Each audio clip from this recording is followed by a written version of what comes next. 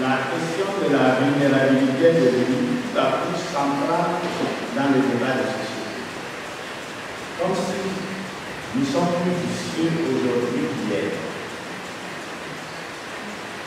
Les révélations des abus et les revendications de justice constituent en réalité une véritable nouveauté.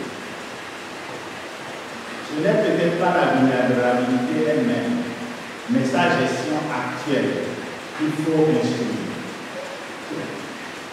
Il apparaît que la vulnérabilité n'est pas une question du corps physique, mais du corps social. Dans cette composition, je souhaite interroger les communautés traditionnelles africaines dans leur prise en charge de la vulnérabilité. Le but est de dégager les chemins d'une éducation à la prise en charge de la vulnérabilité à l'école de français.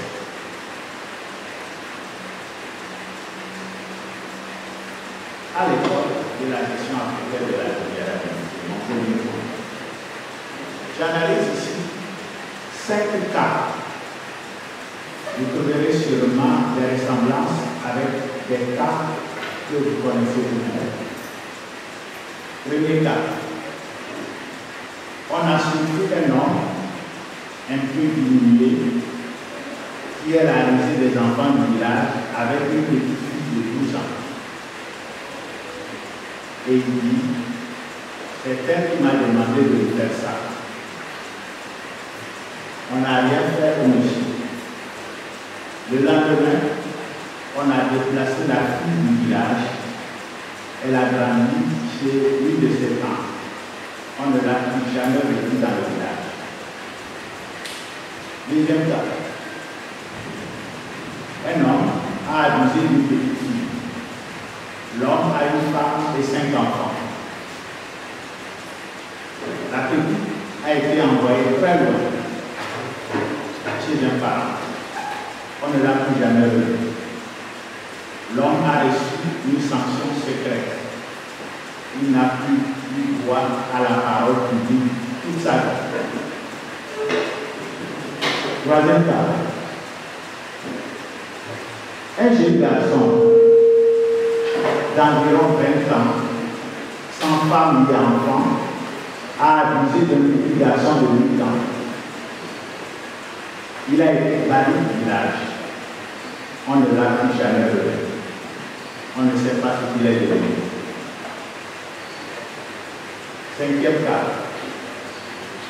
Un homme a eu un enfant de sa propre fille majeure.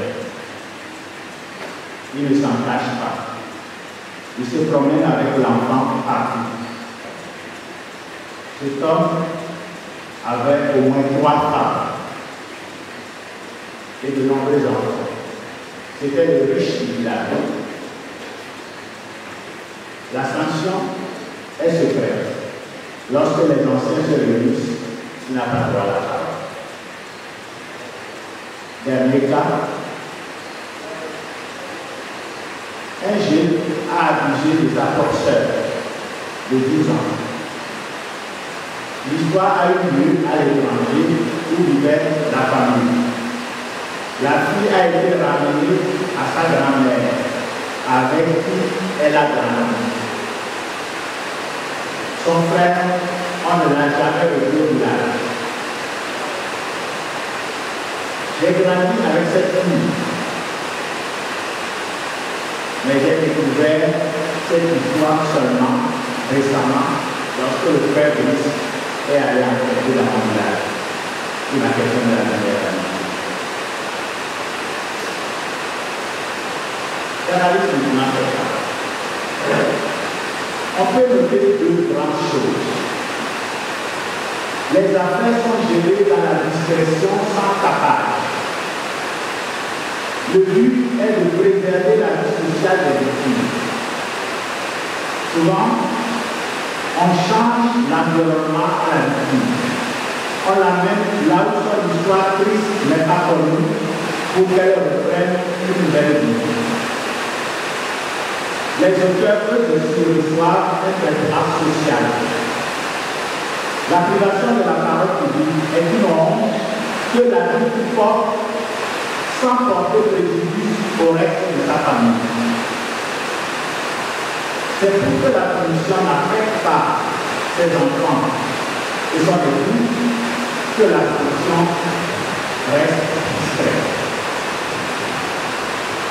La blessure n'est pas traitée du point de vue psychologique ni du point de vue juridique. Et Dieu m'a dit ceci: si vous rendez la paix publique, qui va encore épouser telle fille? Si le village voisin apprend la chose, nous serons à la risée de tous. La préoccupation des communautés traditionnelles est de préserver la vie sociale des personnes et de conserver la cohésion du groupe.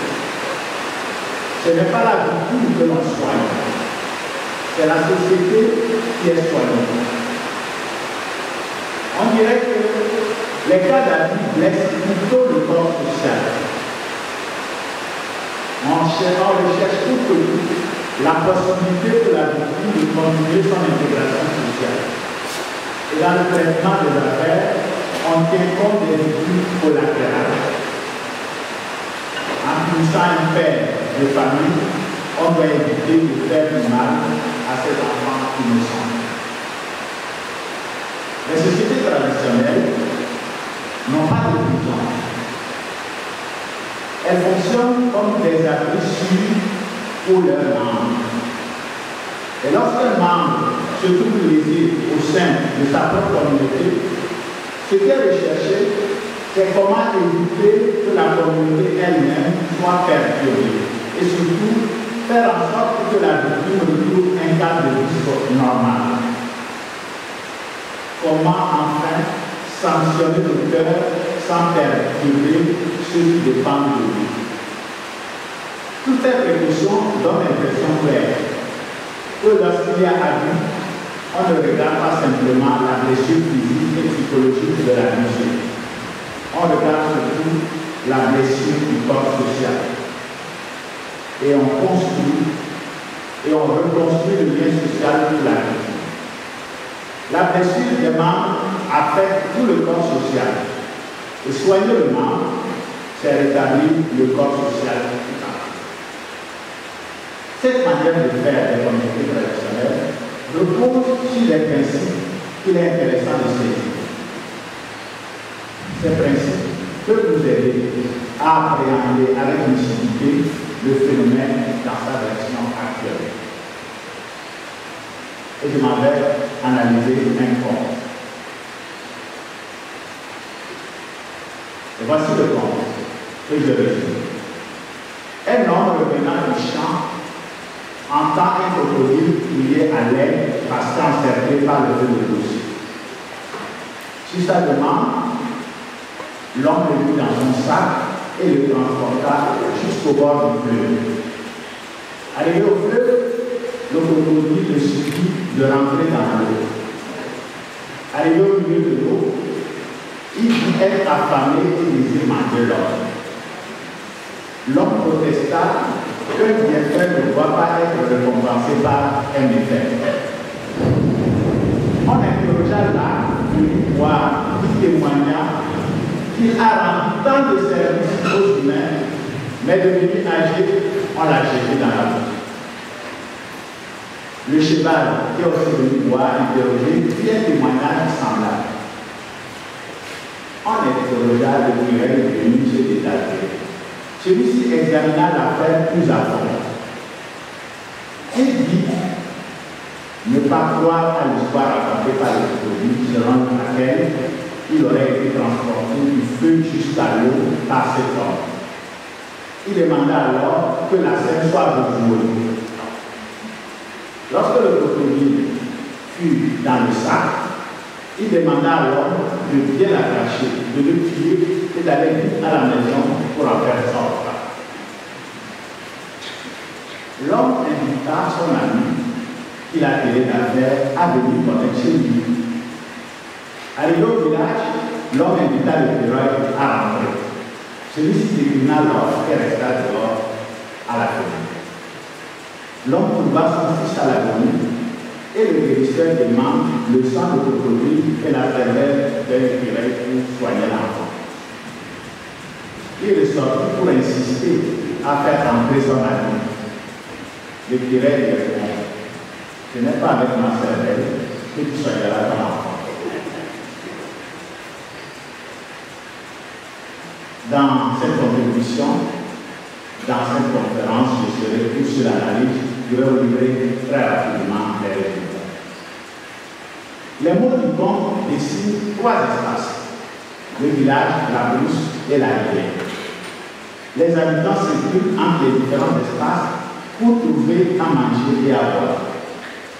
Dans cette quête, ils s'exposent vulnérablement. C'est l'enjeu du récit. Le conte rassemble 4 histoires. L'histoire du crocodile et l'histoire de l'écureuil avec l'homme. L'histoire de l'âne et l'histoire du cheval avec l'homme. Et dans l'espace de l'homme, c'est dans l'espace de l'homme qu'est le village, que l'âne, le cheval, l'écureuil et le crocodile sont vulnérables. Lorsque l'écureuil va s'y aventurer, il va s'exposer. Dans l'espace du crocodile qu'est la rivière, c'est l'homme qui est vulnérable. Le principe est clair. Il faut savoir cette règle simple. Il y a des lieux où on est une proie et il y a des lieux où on est prédateur. L'homme est proie du crocodile dans la rivière et le crocodile est proie de l'homme dans la cage de l'homme. Le jour où le monde sera sans danger, peut-être n'aurions plus besoin de vivre en société. C'est peut-être parce que le monde est dangereux que nous vivons en société. La fonction première de tout groupe humain est de protéger chacun de ses membres. La vulnérabilité est au fondement même de la société humaine. Les sociétés, cependant, ont mis au point des stratégies différentes pour gérer la vulnérabilité. La vie impose aux vivants cette règle. Chacun est un prédateur et chacun a son prédateur. Je mange la poule qui ne peut pas me manger. La poule mange le maïs qui ne peut pas le manger, etc. Les souris et les chats ne font pas société. On fait société avec ceux avec qui on mange les mêmes choses. Et on s'interdit de manger ceux avec qui on va à la recherche de la nourriture. Le conte détermine donc 2 espaces. Entre le feu et la brousse, entre le feu de brousse et le bord de l'eau, l'homme et le crocodile sont de bons amis. Entre le bord de l'eau et l'entrée de la cage de l'homme et l'écureuil sont de bons amis. C'est en franchissant la frontière de l'eau que l'homme devient une proie. Si l'écureuil avait franchi la porte de la maison du chasseur, il n'en sortirait pas. Le crocodile est nourriture dans la cage de l'homme. L'homme est nourriture dans la cage du crocodile. Et chacun sait où il peut être mangé. La gestion de la vulnérabilité consiste à savoir bien déterminer ces 2 espaces. L'espace de l'amitié où l'on sursoit cet appétit et l'espace de la fraternité où l'on déploie l'appétit sur les confrères. L'éducation à la gestion de la vulnérabilité consiste à initier à l'espace de l'amitié où l'appétit est simplement suspendu, et l'espace de la fraternité où il reprend son cours. Chacun a un espace où il dévore sans pitié et un autre espace où il renonce à dévorer. Il ne faut pas croire que celui qui a suspendu son ardeur ne sait plus dévorer. S'il se retrouve en situation, ses réflexes reviennent au galop. Il est arrivé à un jeune homme d'amener dans sa maison son ami qu'il appelait son frère tellement il était proche. Il rentrait avec lui dans la chambre de ses sœurs. Il s'est rendu compte trop tard que ce frère avait enceinté sa sœur. Ils sont frères entre eux dehors, mais à la maison, il n'est plus son frère. Un petit chat et une petite souris ont grandi ensemble, perdus tous les deux dans la forêt. Ils étaient devenus des frères jusqu'au jour où le chat retrouve d'autres chats et retourne au village. Il amène avec lui son frère de toujours. Imaginez la suite. Chaque vivant reste vulnérable. Il n'y a que les enfants. Il n'y a pas que les enfants et les handicapés. C'est chaque vivant qui doit se savoir vulnérable. C'est la terre commune qui nous apprend comment vivre en gérant nos vulnérabilités. Tant qu'on n'est pas seul, tant qu'on est avec les autres, on est vulnérable. L'attaque ne peut qu'être suspendue. Le rêve de la cité est de vouloir suspendre l'attaque pour toujours. Cela est possible et je passe à mon deuxième point.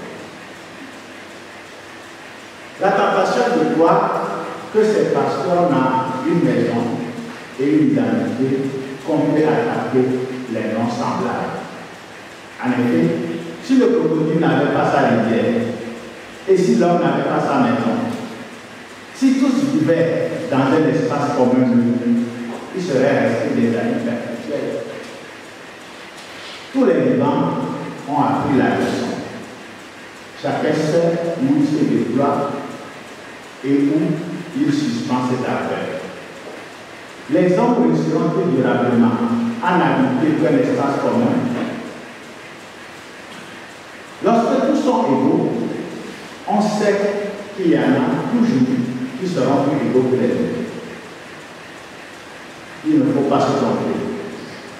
La famille est irremplaçable.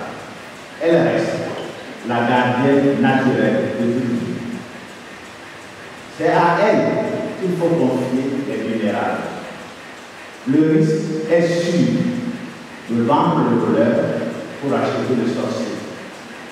De fuir le choléra pour se retrouver avec la peste lorsqu'on cherche à condamner la famille. Si vous voyez un poussin pleurer, il ne cherche qu'une chose, sa mère. J'ai vu aussi un grand élevage de milliers de poussins, sans aucune mère. Et aucun ne pleurait. Ils chantaient pour la joie de vivre. Ils étaient en petits soins. Ils sont invulnérables. C'est peut-être cela, le modèle de la société invulnérable à prestation. Une société des individus sans appartenance. Il suffira pour cela de produire assez de chaleur pour qu'aucun individu n'ait froid et assez de probant pour qu'aucun n'ait faim. Les soins vétérinaires systémiques, réguliers, suffisent à éloigner le virus, même couronné. Jusqu'ici, si vous demandez à tous les vulnérables ce qui leur manque, ils répondront en cœur la famille. Peut-être, si vous les mettez dans un endroit bien gardé, aux petits soins, ils oublieront leur famille et deviendraient invulnérables. Moi, je ne crois pas. Le cochon qui a petit soin en tâche est plus vulnérable que celui qui galère dans la forêt. C'est ce qui fait voir, c'est ce que fait voir l'Ancien Testament lorsqu'il montre ce que j'appelle, moi, les saintes errances. Celle d'Adam et de Caïn hors du jardin. Celle de Moïse et du peuple d'Israël dans le désert, loin de l'Égypte. Celle des constructeurs de la tour de Babel, dispersés. Celle du groupe d'Azazel, relâché. Les amoureux de la cité y ont vu des punitions, alors qu'il s'agit justement de la protestation contre la cité impériale qui cherche à séquestrer les citoyens et les peuples. La cité ne sauve pas, elle séquestre et tient à l'esclavage, sous prétexte qu'elle protège contre la vulnérabilité. Lorsque David demande à Dieu, suis-je le gardien de mon frère? Nous sommes en présence d'une définition de la fraternité. Seul ton geôlier est ton gardien. Le frère, c'est justement celui qui refuse de garder comme un geôlier. L'Ancien Testament met en doute sérieusement la prise en charge de la vulnérabilité à l'autre. C'est d'ailleurs la critique que lui adressera le Nouveau Testament à travers les récits comme le bon samaritain et les yeux de miséricorde. Prendre soin de l'autre est suspect selon l'Ancien Testament. Dans sa reformulation, le Nouveau Testament insinue que même si c'est Dieu qui sauve, le sauvé est par la suite confié au bon soin de son frère dans la communauté ecclésiale. Ici encore, la cité est éduquée. Le soin mutuel est une protestation contre le soin du souverain qui a le monopole de la force. Ce n'est pas le bois qui protège, c'est l'amour du prochain. Et je conclue. Les communautés traditionnelles africaines se gèrent comme communauté. Elles ne gèrent pas des ennemis. Même lorsqu'elles s'occupent d'un membre blessé, c'est de la communauté qu'elles s'occupent et non des ennemis. Cette seule logique communautaire lui prescrit son style de discrétion et de mesure. La famille et les communautés semblent être les cibles des dénonciations courantes des adultes, mais elles restent les véritables foyers de protection de la vie. Les défaillances ne justifient en rien leur faillite. La cité qui les dénonce pour en prendre la place n'est qu'un monstre hideux